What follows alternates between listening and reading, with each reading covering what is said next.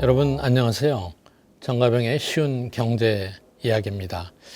오늘은 여러분 에로라는 경제학자 아시죠? 얼마 전에 제가 한번 다수결에 함정해서 소개를 드린 적이 있었는데 그분은 이제 노벨 경제학상을 받았는데 그분의 제일 큰 기여는 이 불가능의 정리라는 거예요. 우리가 모든 사람이 만족하고 합리적인 그런 사회적인 선택을 민주주의 원칙으로는 하기가 참 힘들다. 거의 불가능하다. 이런 걸 복잡하고 어려운 논문으로 밝혔는데 그걸 아주 제 수준에서 가장 쉽게 한번 설명을 드리려고 합니다.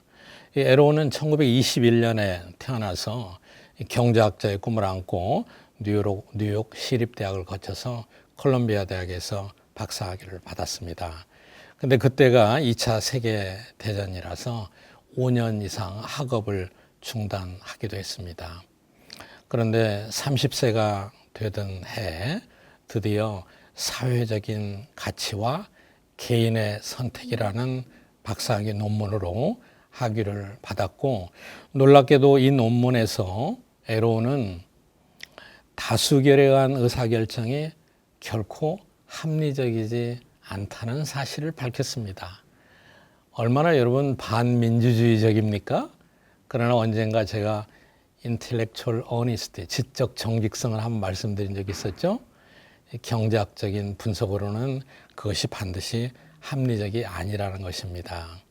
지난번 한번 설명을 드렸었는데 질문도 있고 이게 어렵다고 얘기하셔서 제가 오늘 다시 한번 쉬운 사례로 여러분 이해하기 쉽게 설명을 드리려고 합니다.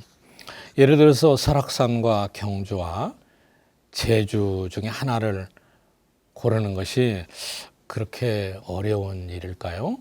앞에 지난번 사례에서 보니까 이 세 분이 만나서 결정하는데 결국 선택을 못하고 다수결로는 교착 상태에 빠졌죠. 그래서 다수결을 통한 집단적인 결과는 합리성이 결여된다 이렇게 얘기를 했었죠. 오늘은 아주 우리 일상에 쉬운 사례를 하나 생각해 보세요. 요즘에는 코로나 바이러스로 회식이 많이 없어졌는데 점심 식사를 이제 가려고 하는데 일식과 한식과 중식 중에서 세 사람의 취향이 서로 다르게 나타날 수 있죠. 신입사원은 일식을 한식보다 좋아하고 또 중식보다는 한식을 더 좋아합니다. 그런데 그 대리는 오히려 한식, 중식, 일식 이런 순서로 좋아하고 과장님은 중식, 일식, 한식의 선호 관계를 갖고 있다고 해요. 세 사람이 선호 관계가 조금씩 다르죠. 이런 그림에서 어느 걸 제일 좋아하느냐 이런 순서를 제가 정리했습니다. 그런데 세 사람이 이제 투표를 해서 민주적으로 점심 장소를 고르는 건데 어떻게 될까요? 일식을 한식보다 좋아하는 사람이 둘, 신입사원과 과장이죠. 또 한식을 중식보다 좋아하는 사람이 둘, 신입사원과 대리입니다. 그런데 자세히 보니까 또 중식이 일식보다 좋다는 사람도 둘, 대리하고 과장이 되는 거예요. 그러니까 다수결의 원칙에 따라서 둘씩 놓고 선택을 해보니까 어떻게 돼요? 결국은 한식과 일식에서는 일식을 선택하고 중식과 한식에서는 한식을 선택하고 다시 일식과 중식을 놓고 보니까 중식을 선택하게 돼서 복잡하죠. 근데 결국은 모순이 돼 버렸어요. 그렇죠? 이 중 하나만 골라야 되는데 어떻게 하겠습니까? 물론 이럴 때는 어떻게 하시죠? 일반적으로 지위가 높은 과장이 결정하거나 아니면은 신입사원에게 결정권을 주면은 간단히 끝낼 수가 있죠. 마치 정치적으로 얘기하면은 독재자가 결정하는 경우와 똑같습니다. 다수결로는 정답을 얻기 어렵고 교착 상태에 빠지게 되는 것이죠.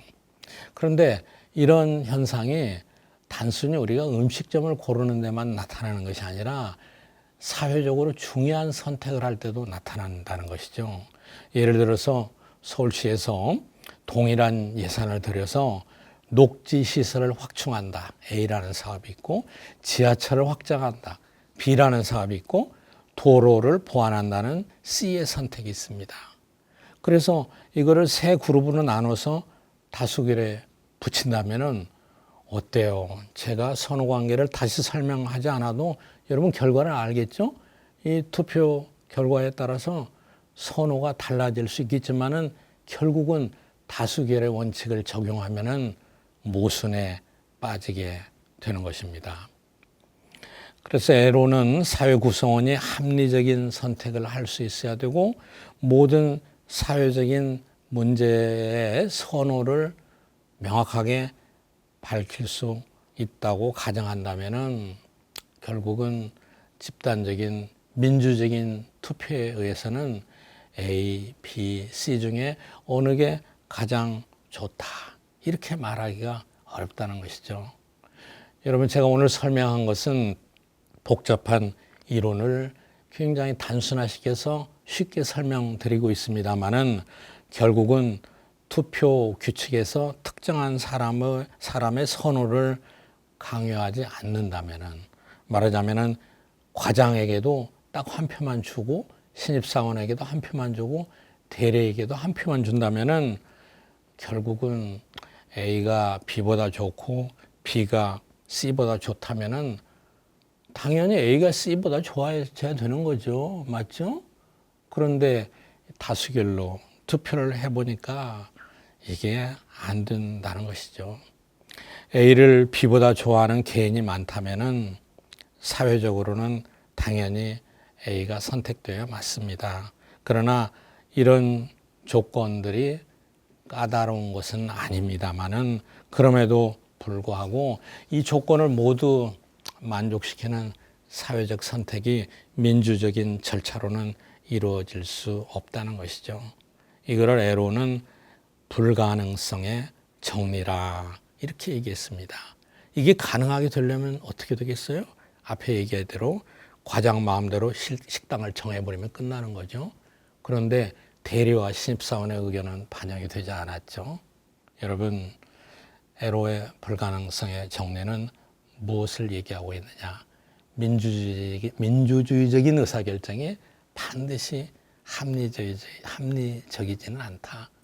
항상 여러분 우리 민주주의에 살고 있으면서 민주주의적으로 의사결정을 하면서 항상 이런 모순, 이런 약점이 있다는 것을 이해하고 살아가야만 됩니다.